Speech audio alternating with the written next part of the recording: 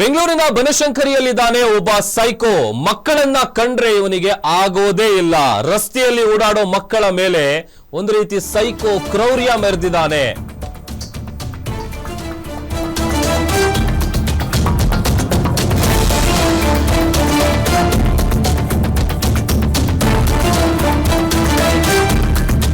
ಈತನ ವರ್ತನೆ ನೋಡಿದ್ರೆ ನೀವು ಕೂಡ ಕ್ಯಾಕರಿಸಿ ಉಗಿತೀರಾ.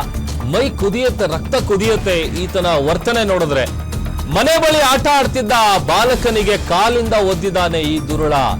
ಈ ಪಾಪಿ ರಂಜನ್ನ ಕೃತ್ಯ ಇದೆಯಲ್ಲ, ಒಂದೆರಡಲ್ಲ, ಸಾಲು ಸಾಲು ಹಲ್ಲೆ ಮಾಡಿದಾನೆ.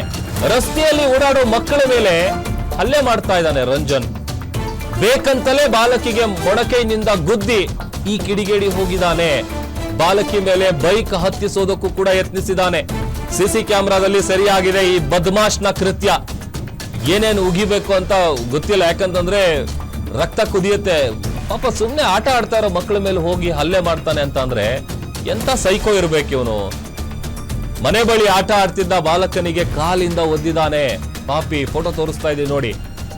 ರಂಜನ್ ಅಂತ ಈ ಬದ್ಮಾಶ್ನ ಹೆಸರು. ಸಿಸಿ ಕ್ಯಾಮೆರಾದಲ್ಲಿ ಸರಿಯಾಗಿದೆ ಈತನ ಸೈಕೋ ಕ್ರೌರ್ಯ.